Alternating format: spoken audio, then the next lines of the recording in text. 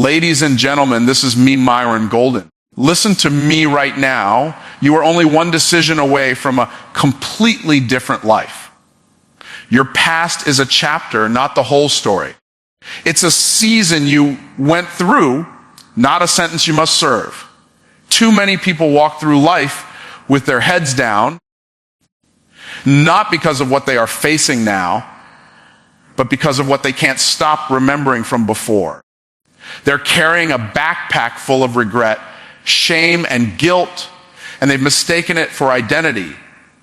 What happened may have shaped you, but it does not have the authority to define you unless you hand over the power. The truth is, you are not stuck. You're simply carrying the weight of an old version of yourself that no longer serves your future. There are people who have built mental prisons with keys in their own pockets. They rehearse every failure, every betrayal, every disappointment until those experiences become their emotional home. But just because something felt real doesn't mean it still deserves a place in your reality. You may have been rejected. You may have failed. You may have made some choices that didn't honor your worth. But those events are evidence of where you've been, not prophecy of where you're going.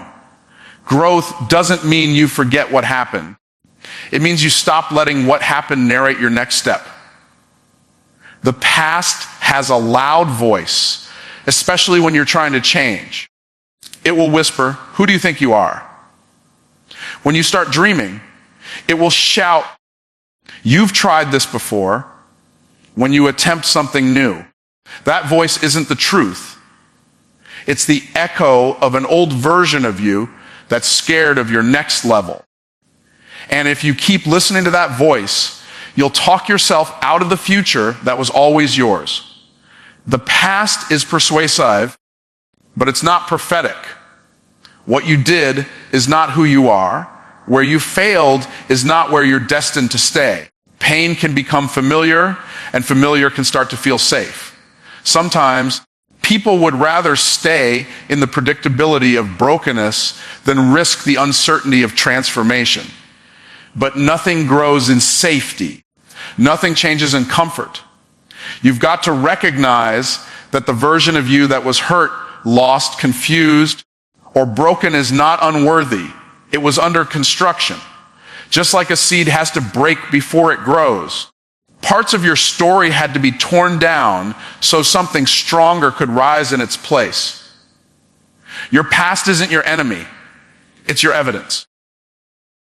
People will try to remind you of who you were because they're uncomfortable with who you're becoming.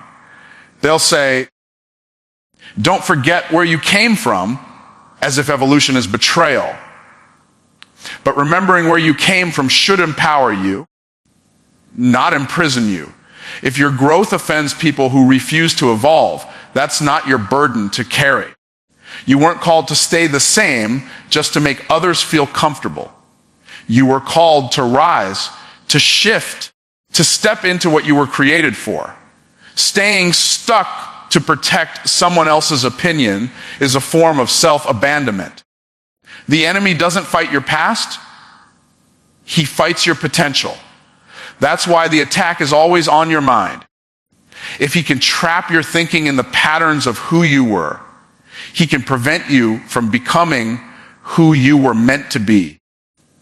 That's why forgiveness is so powerful, not just for others, but for yourself. When you release what happened, when you let go of the bitterness and shame, you make room for something new to take root. And it's not about pretending it didn't happen. It's about refusing to let it hold the pen while you write the next chapter.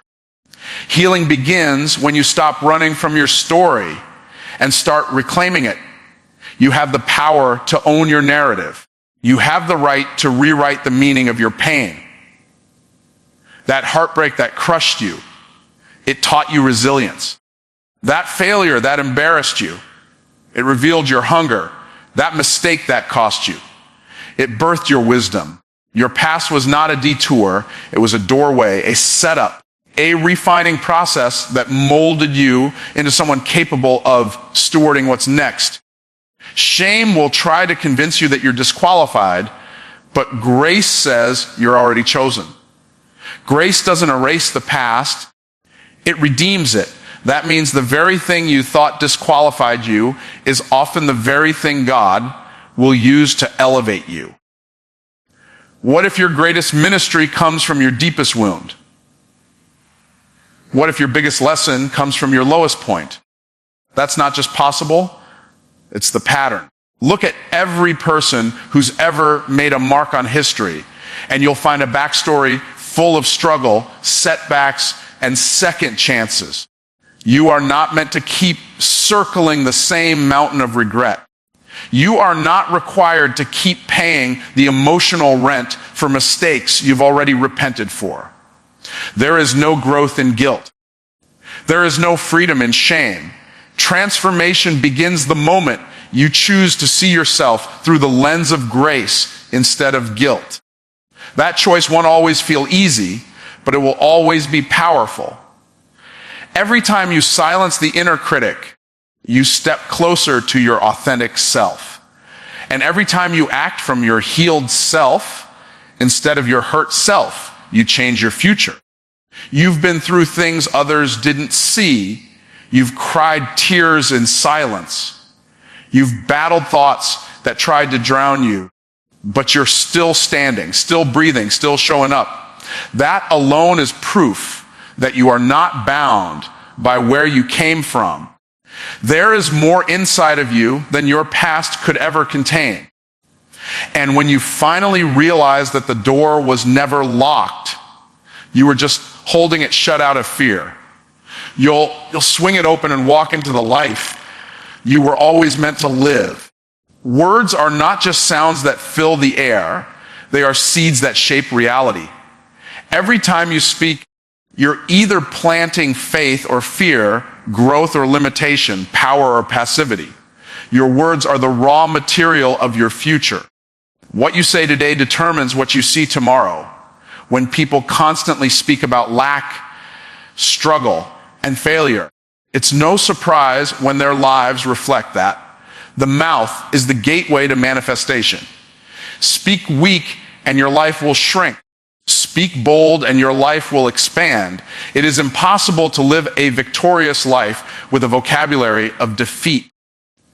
The universe doesn't respond to what you want. It responds to what you say with conviction. What you consistently confess becomes what you eventually possess. You can't speak like a victim and expect to live like a champion. Your words set the ceiling for your life. If you want more, start declaring more. If you want change, stop rehearsing the old story. Words are spiritual contracts, and every time you open your mouth, you're either entering a covenant with your future or renewing a contract with your past. Be careful what you agree with, especially when your emotions are loud. People often sabotage their breakthrough by speaking against it before it ever arrives. They say things like, I never catch a break, or I'm not lucky like other people, not realizing that those are not just harmless statements. They are declarations that shut doors before they even open. Words are instructions to your mind and spirit. When you say, I can't, your subconscious accepts it as fact. When you say, I'm not good enough, your body follows the order. When you say, this is just who I am, you cancel the permission to grow. The tongue is small, but it has the power to steer your entire destiny. One of the most dangerous habits is casual negativity. People think it's harmless to joke about their problems, mock their own potential, or speak sarcastically about their future. But there is nothing casual about creation. Every word carries weight. Every sentence you speak is either reinforcing your limitations or building your liberation. Life and death are in the power of the tongue. And too many people are slowly killing their dreams one sentence at a time. If you want to change your life, You must first change your language. You must become intentional with your words. Start treating your mouth like a weapon, not a toy. Speak declarations that align with the life you want to build. Say, I am more than enough. Say, I am favored and chosen. Say, doors are opening for me that no man can shut. These words might feel uncomfortable at first, especially if you're used to speaking from pain. But the discomfort is a sign that you're stepping into a new frequency. Your spirit will respond to what your mouth initiates. Faith is activated through declaration before it's ever confirmed by circumstance. Some people wait for their life to change before they speak differently. That's backwards. Your life changes after you speak differently. Speech is the spark that ignites transformation. You don't wait for evidence to declare victory. You speak victory until the evidence shows up. That's how vision works. You speak what's unseen until it becomes seen. And the more you speak it, the more your mind begins to believe it. Eventually, what you once said by faith becomes your lived reality. Your words train your belief, and your belief shifts your behavior. Even your identity is shaped by what you say. If you call yourself broken long enough, you'll start making broken decisions. If you declare yourself a failure, you'll start expecting loss. But if you begin to speak identity, align truth. I am whole. I am powerful. I am chosen. You will start showing up in life with the posture of someone who expects to win. Identity is not just discovered, it is declared. You don't wait to feel worthy to speak worthiness. You speak it until you live it. This is the power of prophetic speech, not predicting the future, but commanding it. There is nothing mystical about the power of words. It is spiritual law. Words are the blueprint of what's being built in your life. Just like an architect needs a drawing before a structure can rise, your life needs a verbal foundation before manifestation can happen. Speak direction, not confusion. Speak peace, not chaos. Speak increase, not lack. Speak healing, not sickness. The life you're building is a direct reflection of the language you're using.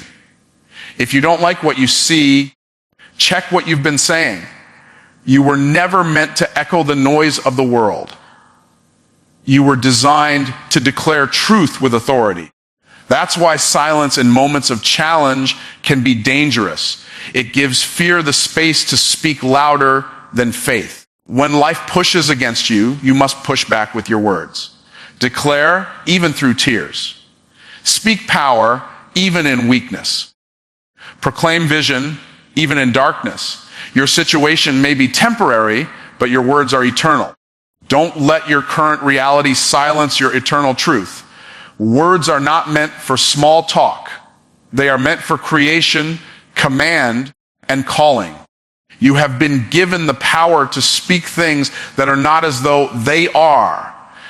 That's not fantasy. It's faith in action.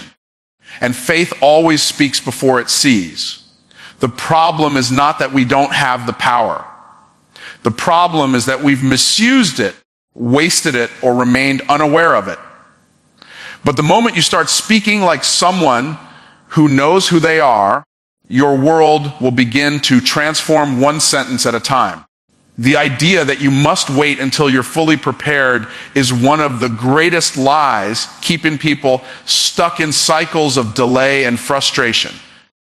If you study anyone who's done something significant, you'll find a common thread. They started before they felt ready. Readiness is often a feeling that never arrives. And if it does, it's usually after you've already taken the leap. Waiting for readiness is a form of disguised fear. It's fear wearing a mask of logic. It sounds smart, but it's rooted in doubt. The truth is, if you're called to it, you're already equipped for it, whether you feel it or not. Feeling ready is a comfort-based emotion, but growth is never born from comfort. It's born from discomfort, from pressure, from movement. People say they're waiting for confirmation, but what they really mean is they want certainty. Certainty is the luxury of hindsight. You don't get certainty at the beginning. You get it after you've walked through the unknown. Every powerful step forward is taken in the presence of uncertainty. The only question is whether your courage is louder than your fear in that moment. Fear always shows up when you're standing at the edge of growth. It tries to protect you from pain, but it also shields you from purpose. There's nothing wrong with being afraid. Fear is human. But the danger is letting fear become the decision maker. When you hesitate because of fear, you give power to the lie that you're not ready. But when you act in spite of fear, you prove to yourself that readiness was never the issue. It was always belief. Belief doesn't eliminate fear. It just overrides it. The most dangerous time to wait is when you already know what you're supposed to do. There's a moment when the assignment becomes clear, the next step is visible, but hesitation creeps in under the disguise of planning, researching, or getting more information. Those words sound responsible, but they often mask procrastination rooted in fear of failure. At some point, more information won't help. The only thing that will create clarity is motion. Action clears the fog. Movement reveals the path. Progress doesn't come from thinking about the next step. It comes from taking it. You can plan for years, dream for decades, and visualize every detail, but none of it matters until you put your foot on the path. Faith without works is dead, and so is potential without motion. You don't need to know the whole staircase to take the first step. You don't need the full plan to make the first move. Sometimes God gives you just enough to test your obedience. And until you move, the next door won't open. If you study the psychology of greatness, you'll find that those who excel aren't the ones with the most confidence at the start. They're the ones who act before their confidence arrives. Confidence is not the prerequisite for action. It's the result of it. The more you move, the more your mind adapts to motion. The more risks you take, the more your spirit strengthens under pressure. Confidence is earned through obedience to the uncomfortable. It is not gifted, it is grown. The belief that you're not qualified often stems from comparing your behind the scenes to someone else's highlight reel. You see their polished results and compare it to your messy beginning. But what you don't see is their own fearful start, their private doubts, and the many times they moved before they felt ready. Everyone you admire was once unqualified, underprepared, and uncertain. The difference is they acted anyway. And in doing so, they became who they were destined to be. You become qualified by showing up, not by sitting on the sidelines waiting for a sign. There will always be a reason to wait. The timing will never feel perfect. The finances won't always be in place. The support you hope for might not show up. But if the vision is real, if the calling is clear, then the only thing left is your decision to move. If you continue to wait until the conditions are ideal, you'll miss every opportunity that was meant to shape you. It's in the messiness of starting, while unsure, while nervous, while inexperienced, that growth begins to take root. Every time you delay your calling because of how you feel, you're giving your emotions permission to lead your destiny. Emotions are indicators, not leaders. They are meant to be felt, not followed. You can feel fear and still move forward. You can feel doubt and still make the call. You can feel unworthy and still show up. The people who change the world are not the ones who have no fear. They are the ones who learn to master it. They made fear their passenger, not their driver. The biggest breakthroughs happen not when everything is certain, but when you leap while the ground still feels shaky. There's something about taking action in uncertainty that triggers heaven's response. It shows alignment. It shows faith. It shows that you are ready, not because you feel ready, but because you trust the one who gave you the assignment. And when you move in obedience, you access provision, power, and perspective that you'll never receive from the comfort zone. There's a silent war happening inside many people. The war between purpose and pressure. Pressure tells you to hustle harder, achieve faster, and measure your worth by your results. Purpose invites you to slow down, align with what truly matters, and build a life from the inside out. One is rooted in ego, the other in destiny. Pressure screams for attention, but purpose speaks in stillness. You can win the applause of the world and still lose your soul if what you're chasing isn't what you were created for. Purpose is not about being impressive, it's about being impactful. Pressure will have you performing for approval. It will convince you that rest is weakness and that value is measured by productivity. But purpose whispers something deeper. It says, you were made for more than this rat race. It reminds you that you're not a machine, you're a vessel. You're not here to prove your worth. You're here to walk in it. And until you shift from pressure, driven living to purpose, led being, you'll always feel like you're behind, even when you're ahead. Many people confuse success with purpose.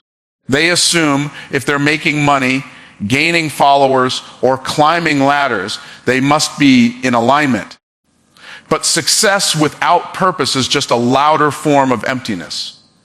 You can have achievements and still feel hollow. True purpose brings fulfillment even in hidden seasons. It's not always flashy. Sometimes it's quiet, inconvenient, and misunderstood. But it resonates in your spirit with a peace that performance can never produce. You can't fake the kind of peace that comes from knowing you're where you're supposed to be. Pressure wants you to move faster. It wants you to say yes to everything, chase every opportunity, and exhaust yourself proving something to people who don't even matter. But purpose teaches discernment. It teaches you to say no with confidence and yes with clarity. It gives you permission to walk away from what looks good but isn't aligned. It anchors you when the world pulls at you. The more aligned you are with your purpose, the less reactive you become to external noise. Purpose creates stability. Pressure creates burnout in a pressure-filled world. It's easy to adopt the language of I have to. I have to show up. I have to deliver. I have to keep going. But purpose shifts your language to I get to. I get to serve. I get to grow. I get to impact. That subtle change transforms the way you approach everything. Pressure turns life into a grind. Purpose turns life into a gift. And when you move with purpose, your energy multiplies because you're being fueled by alignment, not anxiety. People often think pressure is what keeps them going. But what keeps you going long term is conviction, not pressure. Conviction comes from purpose. It's the fire in your bones that keeps burning even when nobody's watching. Pressure fades when the results slow down, but purpose sustains you in droughts, delays, and detours. Purpose keeps you planted when quitting feels easier. It reminds you that impact isn't always instant, and that faithfulness in obscurity is often the foundation of greatness. Comparison is one of the biggest weapons pressure uses. It makes you look at someone else's lane and question your own. You start chasing timelines that were never meant for you. But purpose eliminates comparison. It tells you you have your own race, your own rhythm, your own reason. You stop trying to copy other people's blueprints and start listening to your own design. You stop measuring success by popularity and start measuring it by obedience. And the more you honor your unique purpose, the less you feel the need to compete. The world celebrates pressure-driven results, but heaven honors purpose-driven obedience. Some of your greatest impact won't be seen or applauded.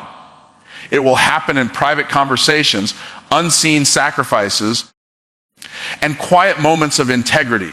But just because it's not visible doesn't mean it's not valuable. Purpose is not always loud. Sometimes it's simply staying consistent when it would be easier to compromise. Pressure wants performance. Purpose wants presence, showing up fully, authentically, and faithfully to what you were assigned to do. When you live under pressure, your identity becomes tied to your productivity. You start believing you are only as valuable as what you produce. But when you live on purpose, you realize your identity is already established. You're not working for significance. You're working from it. That shift changes how you show up. You stop striving and you start flowing. You stop obsessing over outcomes. And you start honoring the process. Purpose doesn't remove the work. It just redefines the weight of it. There's a rhythm that purpose creates.